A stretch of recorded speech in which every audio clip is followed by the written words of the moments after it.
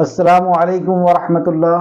ان الحمد للہ نحمده ونستعینه ونستغفره ونعوذ باللہ من شرور انفسنا ومن سیئات اعمالنا من يهده اللہ فلا مضل له ومن يضلل فلا هادی له واشهد ان لا الہ الا اللہ واشهد ان محمدا عبده ورسولہ۔ رب اشرح لي صدری ویسر لي امری واحلل عقدۃ من لسانی یفقہوا قولی۔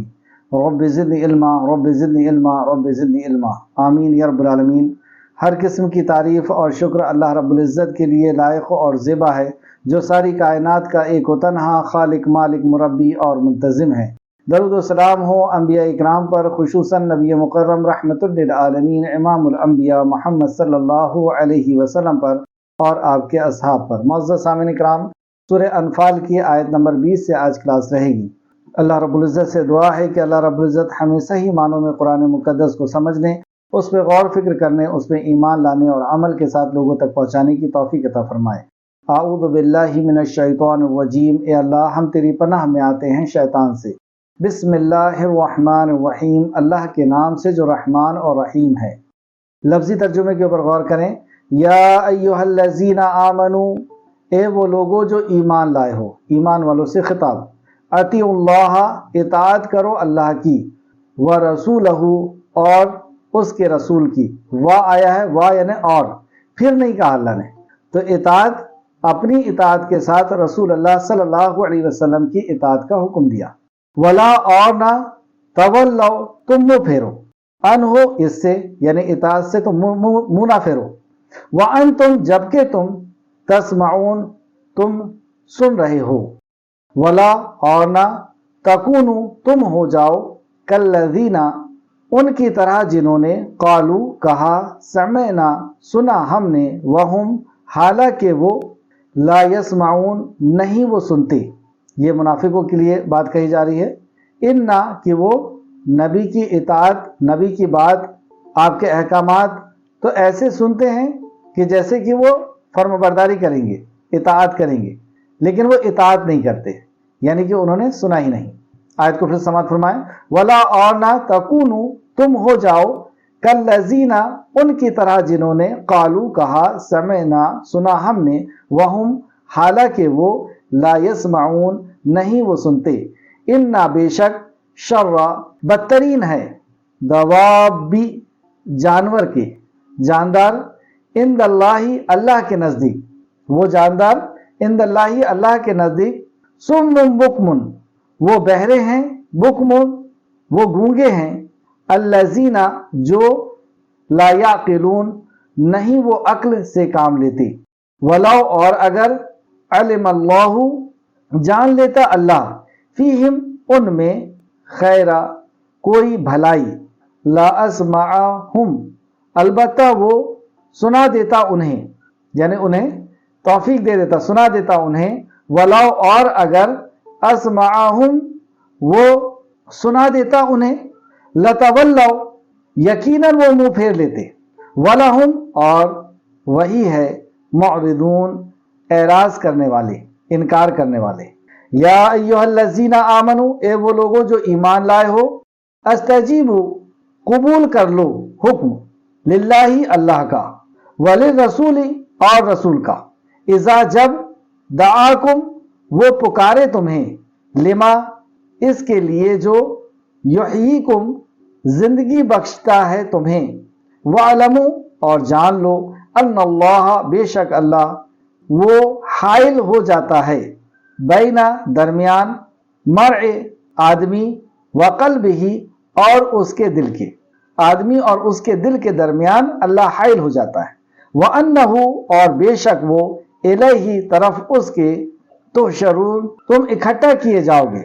واتقوا، اور ڈرو، فتنتا، فتنے، فتنتل، لا تصیبن، جو ہرگز نہ پہنچے گا، الذین، انہیں جنہوں نے، ظلموا، ظلم کیا، منکم، تم میں سے، خاصہ، خاص کر، وعلموا، اور جان لو، ان اللہ، بے شک اللہ، شدید، سخت، شدید العقاب، سخت سزا والا ہے، شدید العقاب، سخت سزا والا ہے۔ آئے تفسیر کی طرف۔ آیت نمبر 20، اے لوگو جو ایمان لائے ہو یا اے ایمان والو اللہ اور اس کے رسول کی اطاعت کرو اور اس سے نہ پھرو، اس سے منہ نہ موڑو۔ یہ حکم کم و بیش قرآن میں تقریباً 30 مقام پر آیا ہے کہ اللہ کی اطاعت کرو اور اللہ کے رسول کی اطاعت، اور کہا پھر نہیں کہا۔ تو اطاعت کے اعتبار سے اللہ کی اور اللہ کے نبی کی اطاعت کا حکم ایک جیسا ہے، اس کی نافرمانی ایک جیسی ہے۔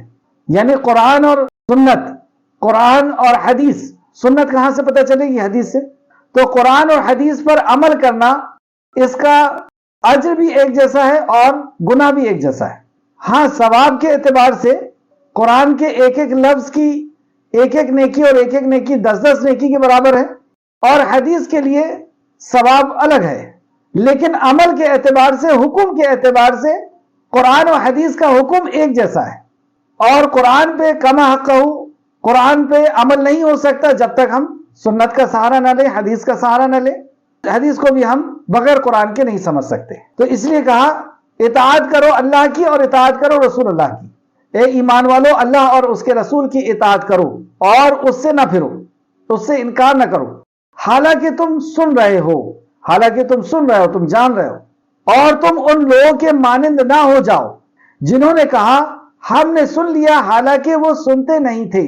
تو آیت نمبر 20 سے ہم کو پتہ چلا کہ اللہ اور رسول کی اطاعت کا حکم اللہ سبحانہ تعالیٰ نے اس آیت میں دیا ہے، اور آیت نمبر 21 کے اندر کہ اللہ اور رسول اللہ صلی اللہ علیہ وسلم کی اطاعت سے نافرمانی منافقوں کی صفت بتائی گئی، جیسا کہ ہم تفسیر میں دیکھتے ہیں۔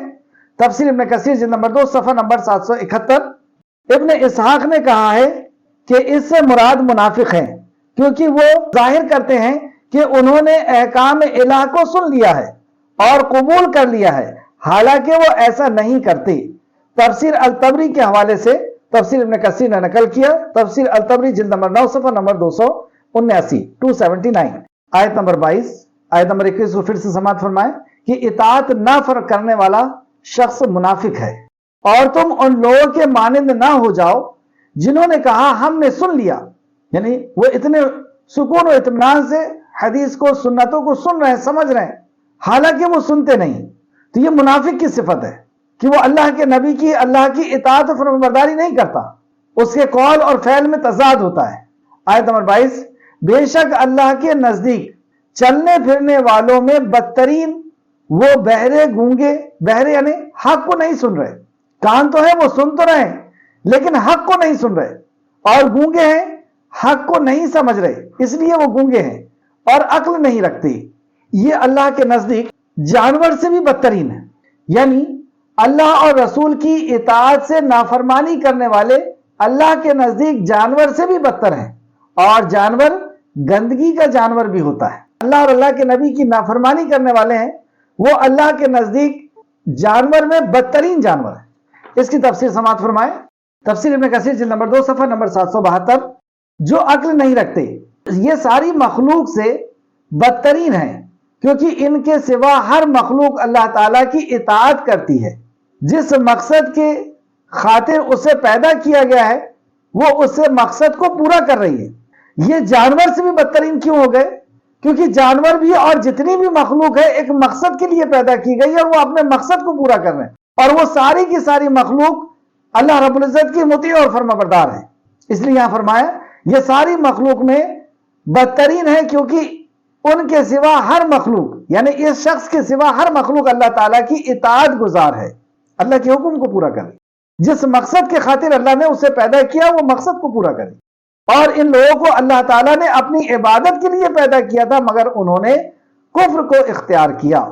یعنی زمین میں رینگنے والا کیڑا اور مشرکین سے بہتر ہے، زمین میں رہنے والا بدترین جانور وہ بہتر ہے مشرکین سے، اور وہ جانور گندگی کا ہی کیوں نہ ہو، کیونکہ یہ اپنے پیدائش کے مقصد کو پورا نہیں کیا، وہ اپنے پیدائش کے مقصد کو پورا کرنا بھول گیا، اللہ کے حکم کے مطابق نہیں جی رہا ہے۔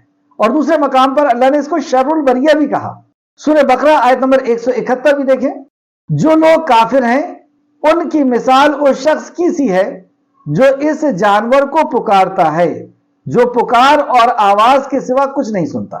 یعنی یہ شخص جو اللہ کے کلام اور نبی کے فرمان کو نہیں عمل کر رہا ہے، یہ اس جانور کے جیسا ہے کہ اس کو کچھ سمجھ میں نہیں آتا، اسے صرف ہاک اور پکار کے سوا اسے کچھ نہیں سمجھ میں آتا۔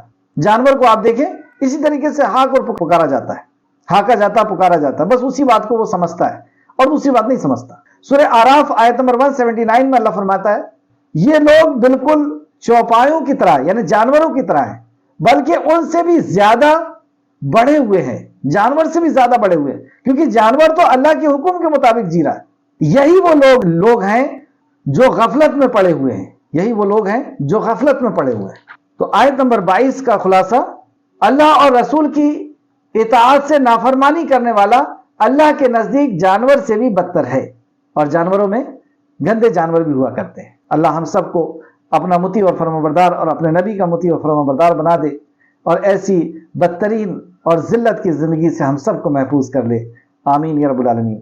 آیت نمبر 23، اور اگر اللہ ان میں کوئی بھلائی جانتا تو انہیں ضرور سنا دیتا، یعنی صحیح فہم عطا انہیں فرما دیتا، کیونکہ اللہ عالم الغیب ہے اور اللہ رب العزت دلوں کے حال جاننے والا ہے۔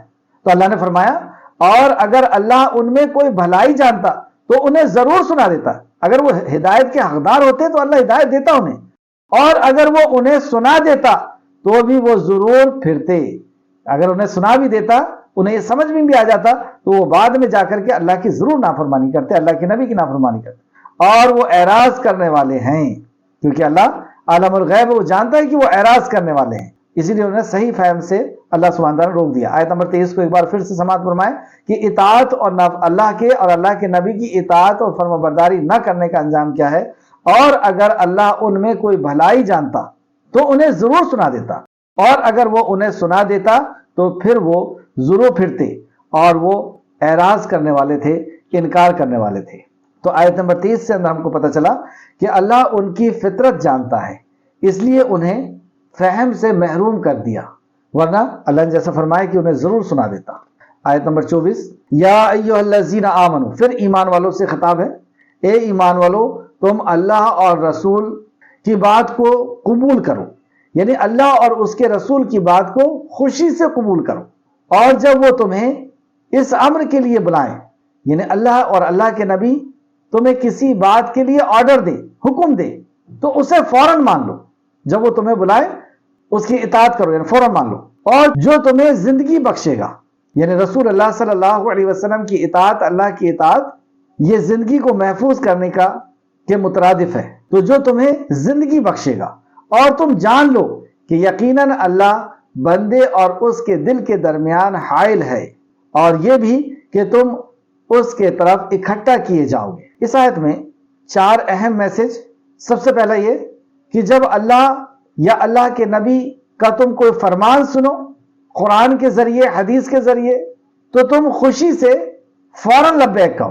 جو تمہاری زندگی بخشتا ہے، مطلب اللہ اور اللہ کے نبی کا حکم تمہاری زندگی بخشتا ہے، اور تم جان لو کہ بے شک، اور تم جان لو کہ یقیناً اللہ بندے اور اس کے دل کے درمیان حائل ہے۔ اور اگر تم نے جان لینے کے بعد، سمجھ لینے کے بعد، حکم آ جانے کے بعد اگر تم نے انکار کیا تو سمجھ لو اللہ بندے اور تمہارے درمیان حائل ہے، اور یہ بھی کہ تم اس کے طرف اکٹھا کیے جاؤ گے، اور مر کر کے تمہیں پھر جانا ہے اس کے سامنے، وہ پوچھے گا۔ آئے تفسیر کی طرف، تفسیر ابن کثیر جلد نمبر 2 صفحہ نمبر 772۔ اللہ اور اس کے رسول کے حکم پر لبیک کہنا۔ امام بخاری رحمۃ اللہ علیہ فرماتے ہیں استجیبو کے معنی ہے کہ تم قبول کرو، لما یحییکم جو تمہاری اصلاح کر دیتا ہے۔ پھر انہوں نے ابو سعید بن معلا رضی اللہ عنہ کی یہ روایت بیان کی ہے کہ میں نماز پڑھ رہا تھا، یعنی ابو سعید بن مولا رضی اللہ عنہ نماز پڑھ رہے تھے۔ آپ فرماتے ہیں کہ میں نماز پڑھ رہا تھا کہ نبی کریم صلی اللہ علیہ وسلم میرے پاس سے گزرے، اور آپ نے مجھے بلایا تو میں آپ کی خدمت میں حاضر نہ ہو سکا، کیونکہ آپ نماز پڑھ رہے تھے اور نماز کی حالت میں آپ تھے، اور رسول اللہ صلی اللہ علیہ وسلم وہاں سے گزرے اور آپ کو آواز دی، تو آپ رسول اللہ صلی اللہ علیہ وسلم کی خدمت میں حاضر نہیں ہوئے کیونکہ آپ نماز پڑھ رہے تھے، بلکہ میں نماز سے فارغ ہو کر حاضر ہوا۔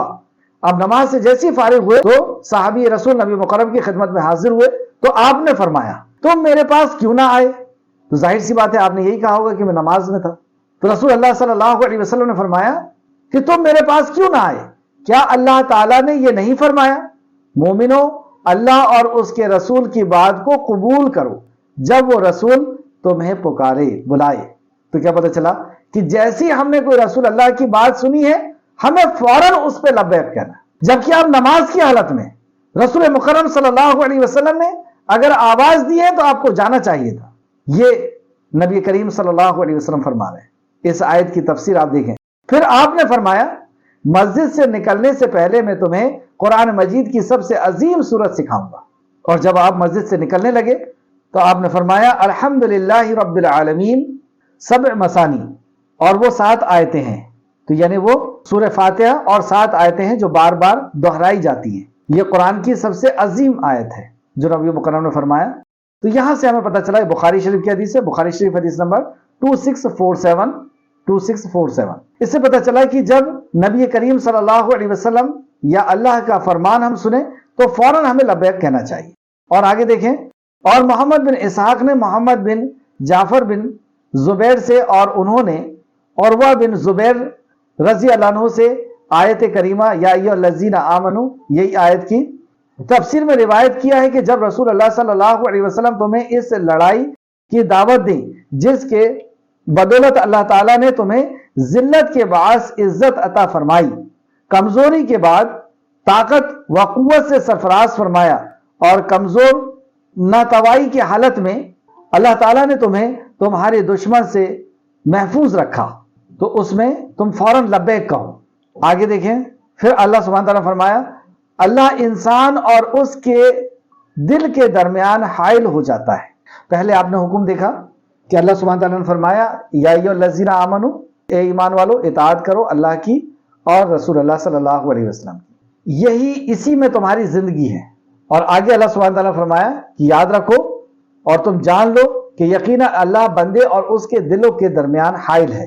اب اس کی تفسیر دیکھیں، اللہ انسان اور اس کے دل کے درمیان حائل ہے سے مراد حضرت ابن عباس رضی اللہ عنہ فرماتے ہیں کہ اللہ مومن اور کفر کے درمیان اور کافر اور ایمان کے درمیان حائل ہو جاتا ہے۔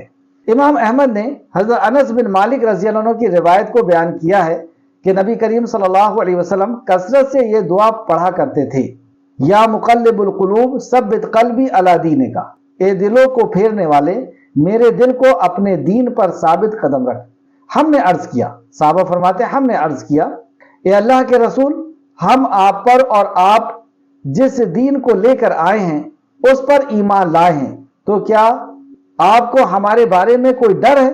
یعنی ہم آپ کے اوپر ایمان لائے ہیں تو کیا آپ کو ہمارے بارے میں ڈر ہے کہ ہم دین سے پلٹ جائیں گے؟ تو آپ نے فرمایا، آپ صلی اللہ علیہ وسلم نے فرمایا ہاں بے شک ہر ایک دل اللہ تعالیٰ کی 2 انگلیوں کے درمیان ہے، اللہ عز و جل انہیں پھیرتا رہتا ہے۔ اللہ، تو ہمیں کس قدر زیادہ اس دعا کو پڑھنا چاہیے کہ اے دلوں کو پھیرنے والے میرے دل کو دین پر ثابت رکھ، یعنی دین کے اوپر جمائے رکھ، یا مقلب القلوب ثبت قلبی علی دینے کا۔ مسند احمد جلد نمبر 3 صفحہ نمبر 112، جامع ترمذی حدیث نمبر 2140 2140۔ امام احمد نے ہی ایک حدیث اور لائے ہیں، ہر دل اللہ رب العالمین کی انگلیوں میں سے 2 انگلی کے درمیان ہے، ہر دل اللہ رب العالمین کی انگلیوں میں سے 2 انگلیوں کے درمیان ہے، وہ اسے جب سیدھا رکھنا چاہتا ہے تو سیدھا رکھتا ہے، اور جب ٹیڑھا کرنا چاہتا ہے تو اسے ٹیڑھا کر دیتا ہے۔ آپ یہ دعا بھی فرمایا کرتے تھے، اے دلوں کو پھیرنے والے، اے ہمارے دلوں کو اپنے دین پر ثابت رکھ، ہمارے دلوں کو اپنے دین پر ثابت رکھ، اور میزان رحمان کے ہاتھ میں ہے، وہ اسے نیچا اور اونچا کرتا رہتا ہے۔ مسند احمد جلد نمبر 4 صفحہ نمبر 181، اور تفسیر ابن کثیر نے بھی اس کو نقل کیا ہے۔ خلاصہ آیت نمبر 24 سے ہم کو 4 باتیں پتہ چلی۔ نمبر 1، اللہ اور رسول صلی اللہ علیہ وسلم کی اطاعت خوشی اور فوراً قبول کرنا چاہیے، کرنا لازم ہے، جیسے کہ آپ نے بخاری شریف کی حدیث تفسیر ابن کثیر نے اس آیت کی تفسیر میں بیان فرمائی کہ ابو سعید بن معلا رضی اللہ عنہ نماز کی حالت میں ہے، اور رسول کریم صلی اللہ علیہ وسلم نے جب آواز دیا اور آپ نہیں آئے تو رسول اللہ نے کہا کہ کیا تم نے یہ آیت نہیں سنی کہ جب اللہ اور اس کے رسول آواز دیں تو تم حاضر ہو جاؤ۔ دوسری بات یہ پتہ چلی، یعنی پہلی بات کہ اطاعت خوشی اور فوراً قبول کرنی ہے۔ دوسرا، اللہ اور رسول صلی اللہ علیہ وسلم کی اطاعت بعض دفعہ زندگی کو محفوظ کرتی ہے، جیسے جنگ وغیرہ کے اگر اللہ کے نبی نے حکم دے دیا، جیسے کہ اس تفسیر کے اندر آیا۔ تیسری بات، اور بھی اگر دوسرے مقام پر بھی ہم دیکھیں، موسیٰ علیہ السلام کی بات کو نہیں مانے تھے سنیچر کے دن مچھلی پکڑنے کے تعلق سے، تو زندگی تباہ ہو گئی۔ تیسرا، حق واضح ہو جانے کے بعد بھی اگر کوئی اللہ اور رسول صلی اللہ علیہ وسلم کا حکم نہ مانے تو اللہ تعالیٰ کے طرف سے انسان کو یہ سزا ملتی ہے کہ وہ انسان اور اس کے دل کے درمیان، یعنی اللہ رب العزت انسان اور اس کے دل کے درمیان حائل ہو جاتا ہے، اللہ، اور اس کے بعد اسے اللہ اور رسول کی دعوت پر لبیک کہنے کی توفیق نہیں ملتی، جیسا کہ اللہ نے فرمایا سورہ صف آیت نمبر 5، سورہ صف آیت نمبر 5، جب وہ خود ٹیڑھے ہو گئے تو اللہ نے ان کے دل ٹیڑھے کر دیا۔ آیت کا یہ معنی ابن عباس اور جمہور علماء نے بیان فرمایا ہے۔ آیت نمبر 24 کو ایک بار اور سماعت فرمائیں، اور بہت جامع آیت، اللہ رب العزت ہم سب کو اس آیت کو سمجھنے اور عمل کرنے کی توفیق عطا فرمائے۔ یا ایھا الذین آمنو، اے وہ لوگوں جو ایمان لائے ہو، تم اللہ اور اس کے رسول کی بات کو قبول کرو۔ نبی مکرم صلی اللہ علیہ وسلم کی جو سنت ہے، اور سنت ہم کو حدیث سے پتہ چلتی ہے، تو جو بھی ہمیں حدیث پہنچ رہی ہے، صحیح حدیث یا اللہ رب العزت کا فرمان جو ہمیں پہنچ رہا ہے، ہم اس کو قبول کریں۔ جب وہ تمہیں اس امر کے لیے بلائیں جو تمہیں زندگی بخشتا ہے، جو حکم تمہیں زندگی بخشتا ہے، اور تم جان لو یقیناً اللہ بندے اور اس کے دل کے درمیان حائل ہوتا ہے، اور یہ بھی کہ تم اس کے طرف اکٹھا کیے جاؤ گے۔ اور اگر ہم نے اطاعت و فرمانبرداری سے منہ موڑا تو ہم کہیں اور بھاگ کر کے نہیں جانے والے، ہمیں اللہ سبحانہ تعالیٰ کے سامنے حاضر ہونا ہے۔ ہم اپنی زندگی کے اندر غور کر کے دیکھیں کہ کتنی جگہ ہم اللہ رب العزت کی اور اللہ کے نبی کی نافرمانی کرتے ہیں، اللہ کے نبی کی سنتوں کی نافرمانی کرتے ہیں، اپنے وضاقتہ میں، اپنے کپڑوں کے معاملے میں، اپنے لباس کے معاملے میں، اپنی شکل کے معاملے میں، اپنے نکاح اور میت کے معاملے میں، بچے کی پیدائش کے معاملے میں۔ بچے کی پیدائش میں اچھا نام رکھنا تھا اور عقیقہ کرنا تھا، لیکن وہ تو کہیں اور گیا، اور کئی چیزیں اس کے چھلا چھٹی اور بہت سی خرافات، تو پیدائش سے ہی نافرمانی شروع۔ اور جب وہ جوان ہوا، پھر اس کے بعد اس کی تربیت، تعلیم اور تربیت، اس میں بھی اسلام کی تعلیم و تربیت کا کوئی پاس و لحاظ نہیں کہ اس کی کون تربیت کر رہا ہے، کون سی تعلیم یہ حاصل کر رہا ہے۔ جب کاروبار شروع ہوا تو حلال و حرام کی اس کے اندر کوئی تمیز نہیں۔ نکاح کی باری آئی تو اب نکاح بھی دیکھ لیں کہ اس کے اندر النکاح میں سنتی کہہ کر کے لوگوں کو بلا رہے ہیں، اور کس قدر کی اس کے اندر نافرمانی۔ اسی طرح زندگی گزر گئی، اور جب موت ہوئی تو مرنے کے بعد بھی پھر 40واں اور پھر کئی قسم کی خرافات۔ تو یہ جو نافرمانیاں ہو رہی ہیں، اسی کا تو عذاب ہی جو دنیا کے اندر آ رہا ہے۔ اللہ رب العزت نے فرمایا جو بھی تمہیں تکلیف پہنچتی ہے وہ تمہارے ہاتھوں کی کمائی ہے۔ یا پھر کوئی اگر نافرمانی نہیں کر رہا ہے، پوری طرح سنت کے پابند ہے، تو پھر اللہ سبحانہ تعالیٰ اس کے درجے کو بلند کر رہا ہے، اس کے اوپر آزمائش ہے، تو اس کو آزمائش میں ثابت قدم رہنا ہے، آزمائش میں صبر کرنا ہے۔ اور صبر اسے کہتے ہیں جس میں شکایت نہ ہو، کہ ہاں اللہ کی طرف سے آزمائش ہے، اس میں خوشی سے اس کو قبول کرنا ہے۔ تو بہرحال اب آیت میں سماعت فرمائیں کہ اس آیت کے اندر اللہ رب العزت نے جو بیان فرمایا اس کو ہم سمجھ رہے ہیں۔ سب سے پہلا، اللہ اور رسول کی طرف خوشی کے ساتھ فوراً قبول، اللہ اور اللہ کے نبی کی اطاعت خوشی اور فوراً قبول کرنا لازم ہے۔ اگر خوشی سے قبول نہیں کرتے یا فوراً قبول نہیں کرتے تو انہی لوگوں کے لیے یہاں پہ وعید ہے۔ اور دوسرا، اللہ اور رسول کی اطاعت بعض دفعہ زندگی کو محفوظ کرتی ہے، جیسے کہ جنگ وغیرہ کا معاملہ ہے جو آیت مبارکہ چل رہی ہے، تو وہ اسی کے ضمن میں چل رہی ہے۔ اور دوسری طرح کئی واقعات ہم نے قرآن کے اندر پڑھے کہ نبی کی نافرمانی کیے، حق نہیں تولا، انصاف سے کام نہیں لیے۔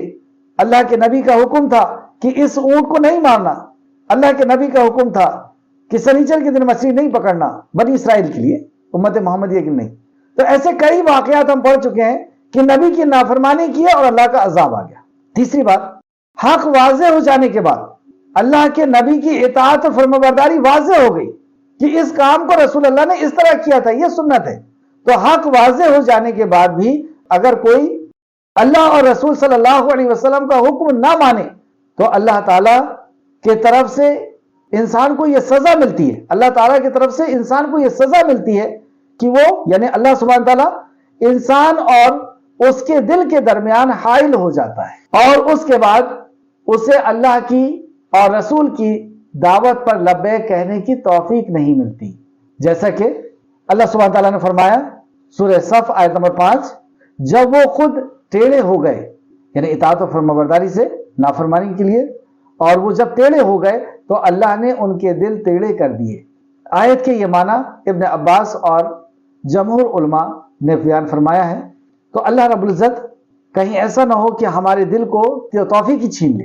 اور پھر آخر میں اللہ رب العزت فرمایا وَإِنَّهُ إِلَيْهِ تُحْشَرُونَ، اور یہ بھی کہ تم اس کے طرف اکٹھا کیے جاؤ گے، یعنی یہ تو دنیا کی زندگی ہے اور پھر آخرکار تم اللہ رب العزت کی طرف بھی اکٹھا کیے جانے والے ہو۔ آج کی کلاس کی آخر آیت نمبر 25، اور اس فتنے سے ڈرو جو تم میں سے خاص طور پر صرف ان لوگوں کو نہیں پہنچے گا جنہوں نے ظلم کیا۔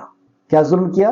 اللہ اور اللہ کی نافرمانی کر کے جو ظلم کیا ہے، یہ فتنہ صرف انہی لوگوں کو نہیں پہنچے گا، یعنی جو اطاعت و فرمانبرداری اللہ اور اللہ کے نبی کی نہیں کر رہے ہیں، یہ فتنہ صرف انہی کو نہیں پہنچے گا بلکہ سب اس کو آ پہنچے گا، اور تم جان لو کہ بے شک اللہ سخت سزا دینے والا ہے، اور تم جان لو کہ اللہ سخت سزا دینے والا ہے۔ اس آیت کی تفسیر ابن کثیر جلد نمبر 2 صفحہ نمبر 775 میں فرماتے ہیں علی بن ابو طلحہ نے حضرت ابن عباس رضی اللہ عنہ سے اس آیت کی تفسیر میں روایت کیا ہے کہ یہ خطاب خصوصی طور پر صحابہ اکرام رضی اللہ عنہم کے لیے ہے اور پھر عمومی طور پر قیامت تک آنے والے لوگوں کے لیے بھی ہے۔ حضرت ابن عباس رضی اللہ عنہ ہی سے ایک دوسری روایت میں ہے کہ اللہ تعالیٰ نے مومنوں کو حکم دیا ہے۔ دیکھیے ابن عباس رضی اللہ عنہ سے دوسری روایت میں ہے کہ اللہ نے مومنوں کو حکم دیا۔ اب یہاں پہ عام لفظ ہے، سارے مومنوں کو خطاب ہو گیا۔ مومنوں کو حکم دیا ہے کہ وہ اپنے معاشرے میں برائی کو باقی نہ رہنے دیں، ورنہ سب کو اللہ تعالیٰ اپنے عذاب کے لپیٹ میں لے لے گا۔ تفسیر الطبری جلد نمبر 9 صفحہ نمبر 288۔ تفسیر قرطبی کے بھی حوالے سے آپ نے نقل کیا۔ پتہ چلا کہ کوئی کسی قوم کے اندر اللہ کی اور اللہ کی نبی کی نافرمانی ہو رہی ہے اور جو فرما برداری کرنے والے ہیں وہ ان کو روک نہیں رہے، تو اللہ سبحانہ و تعالیٰ جب عذاب نازل کرے گا تو وہ دونوں کے اوپر عذاب آئے گا۔ یہ اس آیت کا مفہوم ہوا۔ پھر سے دیکھیں، اور اس فتنے سے ڈرو جو تم میں سے خاص طور پر صرف ان لوگوں کو نہیں پہنچے گا جنہوں نے ظلم کیا، یعنی صرف ظالموں کے اوپر نہیں پہنچے گا، جو نیکوکار ہیں ان کے اوپر بھی پہنچے گا۔ کیوں؟ ابن عباس نے فرمایا کیونکہ انہوں نے روکا نہیں، اور تم جان لو کہ بے شک اللہ سخت سزا دینے والا ہے، یہ سزا کا مستحق ہو گیا۔ تفسیر ابن عباس رضی اللہ عنہ کر رہے ہیں، پھر سے سماعت فرمائیں۔ حضرت ابن عباس رضی اللہ عنہ سے ایک دوسری روایت میں ہے کہ اللہ تعالیٰ نے مومنوں کو حکم دیا ہے کہ وہ اپنے معاشرے میں برائی کو باقی نہ رہنے دیں، ورنہ سب کو اللہ تعالیٰ اپنے عذاب میں لپیٹ لے گا۔ امام احمد نے بروایت حضرت حذیفہ بن یمان رضی اللہ عنہ سے بیان کیا ہے کہ رسول اللہ صلی اللہ علیہ وسلم نے فرمایا اس ذات کی قسم جس کے ہاتھ میں میری جان ہے۔ اب بتائیں بات کی اہمیت کو بتانے اور جتلانے کے لیے قسم کھائی جاتی ہے، اور جواب قسم کیا ہے؟ کس چیز کے لیے قسم کھائی جا رہی ہے؟ نبی مکرم صلی اللہ علیہ وسلم اپنے صحابیوں کو خطاب کر رہے ہیں، اور یہ خطاب آنے والی امت، قیامت تک آنے والی امت کے لیے ہے۔ آپ نے فرمایا اس ذات کی قسم جس کے ہاتھ میں محمد کی جان ہے، میری جان ہے صلی اللہ علیہ وسلم، تم ضرور نیکی کا حکم دو گے اور برائی سے منع کرو گے، یا پھر اللہ تعالیٰ تم پر اپنا عذاب بھیج دے گا۔ صحابہ خطاب میں ہے کہ اگر تم نے بھی یہ کام نہیں کیا تو اللہ تعالیٰ تم پر عذاب بھیج دے گا، پھر تم اس سے دعا کرو گے مگر تمہاری دعا قبول نہ کی جائے گی۔ مومن کا ہتھیار ہے دعا۔ نبی کریم صلی اللہ علیہ وسلم نے فرمایا مومن کا ہتھیار ہے دعا، اور اس در کے علاوہ کوئی اور در نہیں جہاں سے مرادیں پوری ہوتی ہوں، جہاں فریاد سنی جاتی ہو، جہاں پہ دعا سنی جاتی ہے، جہاں سے دعا پوری کی جاتی ہے، پکار پوری کی جاتی ہے، اور وہ در بھی اگر بند ہو گیا تو پھر کہاں جائیں گے؟ پھر اس مصیبت اور پریشانی کو لے کر کے کہاں جائیں گے، کہاں بھٹکیں گے؟ تو جو برائی ہم دیکھ رہے ہیں اللہ کی اور اللہ کے نبی کی نافرمانی، اگر ہم اس کو روک نہیں رہے بلکہ اس میں شامل ہو رہے ہیں تو اس کے لیے تو اور سخت وعید ہے کہ جو جس قوم کی مصابہت کرے گا، رسول اللہ نے فرمایا، وہ اسی میں سے گنا جائے گا۔ اور ہم کسی برائی کو دیکھ کر کے اگر نہیں روک رہے تو جب اللہ رب العزت کا عذاب آئے گا تو دونوں اس کے اندر ملوث کیے جائیں گے۔ یہ مسند احمد کی حدیث ہے، جلد نمبر 5 صفحہ نمبر 388 اور 389۔ اللہ رب العزت ہم سب کو کتاب و سنت پر عمل کرنے والا اور کتاب و سنت کی نافرمانی کرنے والوں کو نافرمانی کرنے سے روکنے والا بنائے، آمین یا رب العالمین۔ ایک اور حدیث جو امام بخاری نے اپنی کتاب میں 2 جگہ لے کر کے آئے، انہی لوگوں کے لیے جو اطاعت کی نافرمانی کرنے والوں کو نہیں روکتے، ان کے لیے خود نہیں کر رہے، ایسا نہیں، خود مطیع اور فرما بردار ہیں، وہ سنتوں کی پابندی کر رہے ہیں، لیکن جو نہیں کر رہے اس کو اگر روک نہیں رہے، ان کے لیے یہ بات ہے۔ امام احمد ہی نے نعمان بن بشیر رضی اللہ عنہ کی روایت کو بیان کیا ہے کہ انہوں نے خطبہ دیتے ہوئے اپنے دونوں انگلیوں سے اپنے کانوں کے طرف اشارہ کرتے ہوئے کہا کہ میں نے رسول اللہ صلی اللہ علیہ وسلم سے سنا، آپ فرما رہے تھے، یعنی کان کی طرف انگلی کر کے کہا کہ میں نے سنا ہے کہ رسول اللہ صلی اللہ علیہ وسلم فرما رہے تھے، اللہ تعالیٰ کے حدود پر قائم رہنے والے اور اس میں واقع ہو جانے والے، اور دوسرا فرمایا اور اس سے نافرمانی کرنے والے، یعنی 2 لوگوں کی مثال دی۔ ایک وہ شخص ہے جو اللہ کے حکم کی فرما برداری کرتا ہے، اللہ اور اللہ کے نبی کے حکم کی فرما برداری کرتا ہے، اور ایک وہ گروہ ہے یا وہ لوگ ہیں جو اللہ اور اللہ کے نبی کی نافرمانی کرتے ہیں۔ ان کی مثال ان لوگوں کی طرح ہے جو ایک بحر جہاز میں یعنی ناؤ میں سوار ہوئے، اور ان میں سے کچھ لوگ کے حصے میں جہاز کا سب سے نچلا حصہ، گہرائی اور برا حصہ آیا، اور کچھ لوگ اس کے بالا حصے میں سوار ہو گئے۔ نچلے حصے والے لوگوں کو پانی پینے کے لیے اوپر جانا پڑتا تھا، یعنی یہ ناؤ 2 حصے میں تھی، ایک نیچے کا حصہ اور ایک اوپر کا حصہ۔ تو کچھ لوگ نیچے کے حصے میں تھے اور انہیں پانی لینے کے لیے اوپر کے حصے میں جانا پڑتا تھا۔ جب وہ پانی لینے کے لیے، اس حدیث کا میں مفہوم آپ کو بتا رہا ہوں، جب پانی لینے کے لیے وہ اوپر جاتے تھے تو ان کو بھی تکلیف ہوتی تھی، اور جہاں پہ یہ پانی لینے جاتے تھے ان کو بھی تکلیف ہوتی تھی۔ تو ان لوگوں نے سوچا کہ کیوں نہ ہم یہیں پہ نیچے سے سوراخ کر لیتے ہیں تو سمندر کا پانی ہمیں یہیں سے مل جائے گا، ہم اپنی ضرورت اس سے پوری کر لیں گے اور اوپر جانے کی محنت سے بھی بچیں گے، اور جب ہم جاتے ہیں تو ان کو تکلیف پہنچتی ہے، اس سے بھی بچ جائیں گے۔ آگے نبی مکرم صلی اللہ علیہ وسلم نے فرمایا، اگر وہ اوپر والے ان نیچے والوں کو ان حالات پر چھوڑ دیں اور انہیں یہ کام کرنے دیں تو سب کے سب ہلاک ہو جائیں گے، اور اگر وہ ان کے ہاتھوں کو پکڑ لیں تو سب کے سب بچ جائیں گے۔ بالکل کلیئر حدیث کہ وہ جب نیچے سے گڈھا کریں گے تو پانی جب ناؤ کے اندر بھرے گا تو وہ ناؤ صرف نیچے والوں کو نہیں ڈوبائے گی، اوپر والے بھی ڈوبیں گے۔ جب نافرمانی اللہ سبحانہ تعالیٰ کی ہو رہی ہے تو جب اللہ کا عذاب آئے گا تو صرف نافرمانی کرنے والوں کے اوپر نہیں آئے گا، جو اللہ کی نافرمانی نہیں کر رہے تھے لیکن روک بھی نہیں رہے تھے، عذاب میں وہ بھی ملوث ہوں گے۔ اور اس حدیث کو اس طرح بھی سمجھیں کہ اگزامپل رسول مکرم صلی اللہ علیہ وسلم نے کتنا سمجھ میں آنے لائق دیا ہے کہ ہمارا کبھی ایسی ناؤ کے اوپر اگر بیٹھنا ہو جائے کہ ہم اوپر بیٹھے ہوئے ہیں اور نیچے لوگ بیٹھے ہوئے ہیں اور وہ ناؤ میں ہم ان کو دیکھ رہے ہیں سوراخ کرتے ہوئے، تو کیا ہم ایسی خاموشی سے بیٹھے رہیں گے؟ ہم پورا جی جان لگا دیں گے ان کو اس کام سے روکنے کی، مارنے پیٹنے تک کی ہم نوبت پر آ جائیں گے کہ کسی حالت میں یہاں پہ تم گڈھا نہیں کر سکتے، کیونکہ تم تو بیوقوف ہو، تم تو مرو گے، ساتھ میں ہمیں بھی تم دباؤ گے۔ ہم پوری اپنی جی جان لگا دیں گے، نہ دن کو نہ دن سمجھیں گے، نہ رات کو رات سمجھیں گے، ہر طریقے سے ہر ممکن کوشش کر ہر زاویے سے ہر اینگل سے اس کو سمجھانے کی کوشش کریں گے۔ جیسے کہ نوح علیہ السلام کے لیے اللہ سبحانہ تعالیٰ نے فرمایا کہ وہ دن اور رات اکیلے اور سب کے ساتھ میں ان کو 950 سال پکارتے رہے۔ یہ ہے یقین۔ ہم اس ناؤ پہ اگر بیٹھے تو ہم کو یقین ہوگا کہ ہاں یہ ڈبائے گی، لیکن جب اللہ اور اللہ کے نبی کی نافرمانی ہو رہی ہے اور ہم خاموشی سے بیٹھ کر کے تماشا دیکھ رہے ہیں یا اس کے اندر شامل ہو رہے ہیں، اس کا مطلب ہمیں کتنا یقین ہے اس رسول کریم مکرم صلی اللہ علیہ وسلم کے فرمان پر، اور قرآن کی جتنی بھی آیتیں واقعات ہم نے انبیاء علیہ السلام کے سنے ہیں پڑھے، کتنا اس پر یقین ہے۔ اگر واقعی یقین ہو تو ہماری راتوں کی نیند اڑ جائے گی کہ یہ جو نافرمانی کر رہے ہیں، اس نافرمانی کا جب عذاب آئے گا تو ہم بچ نہیں سکتے۔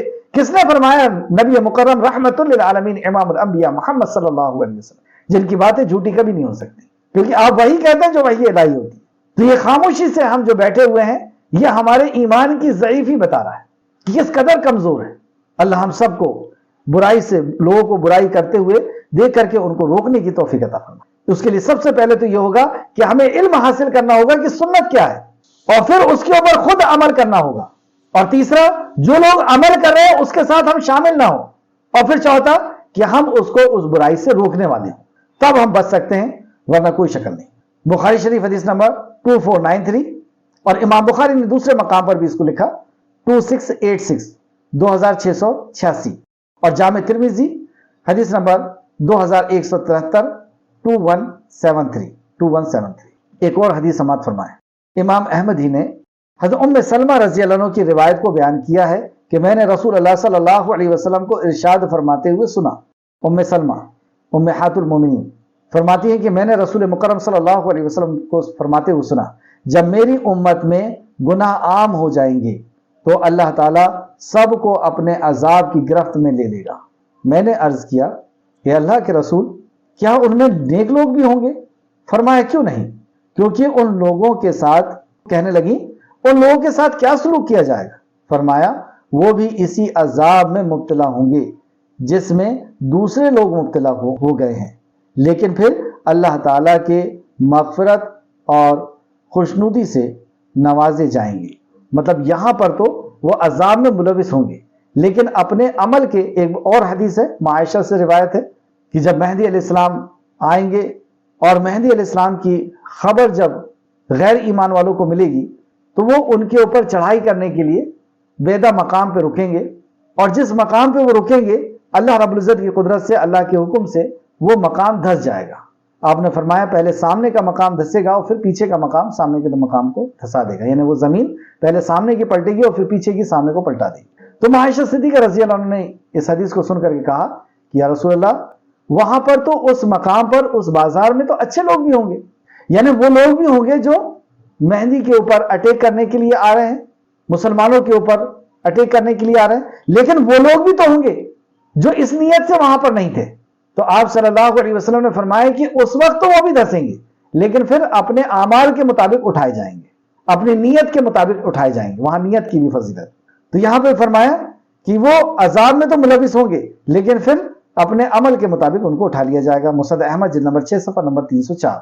یعنی کوئی گناہ کرتے ہوئے ہم دیکھ رہے ہیں اور ہم اس کو روکنے کی طاقت رکھتے ہیں، لیکن اس کے بعد بھی نہیں روک رہے، یعنی ہم روکیں گے تو ہمیں وہ مار نہیں دے گا، وہ ہمارے اوپر ظلم نہیں کر دے گا، ہم کہیں گے تو وہ خاموشی سے سن لے گا، اتنی طاقت ہے ہم میں، لیکن اس کے بعد بھی ہم اس کو نہیں روک رہے یا ہم اس کو نہیں بول رہے۔ کم سے کم بول تو سکتے ہیں۔ ایمان کے 3 درجے نبی مکرم صلی اللہ علیہ وسلم نے فرمایا کہ سب سے اول ایمان یہ کہ برائی کو دیکھیں تو ہاتھ سے روک دیں، اتنی بھی طاقت نہیں تو اس کو زبان سے روکیں، اتنی بھی طاقت نہیں تو دل میں برا جان کر کے وہاں سے ہٹ جائیں، یعنی شامل ہو نہیں سکتے دل میں برا جان کے، اور یہ ایمان کا سب سے کم تر حصہ ہے۔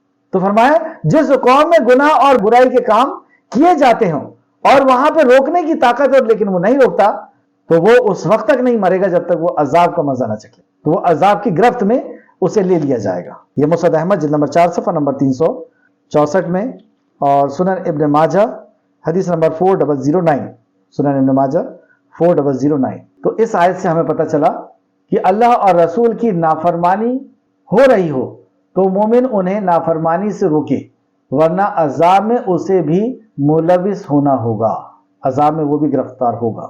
آخر میں اللہ سبحانہ تعالیٰ سے دعا ہے کہ خالق مالک، جو کچھ بھی ہم نے پڑھا نبی مکرم صلی اللہ علیہ وسلم اور اے اللہ تیری اطاعت و فرمانبرداری کے تعلق سے، اے اللہ اپنی اور اپنے نبی کی اطاعت و فرمانبرداری کرنے کی ہم سب کو توفیق عطا فرما۔ اے اللہ جب تک زندہ رکھ ہمیں اپنا مطیع اور فرمانبردار بنا کر کے زندہ رکھ، جب ہمارا خاتمہ کر تو اسی قرآن و حدیث پر، صحابہ کے منہج پر، اس پہ عمل کرتے ہوئے ہمیں اس دنیا سے رخصت فرما اور نیکوکاروں کے ساتھ ہمارا شمار فرما دے۔ آمین یا رب العالمین۔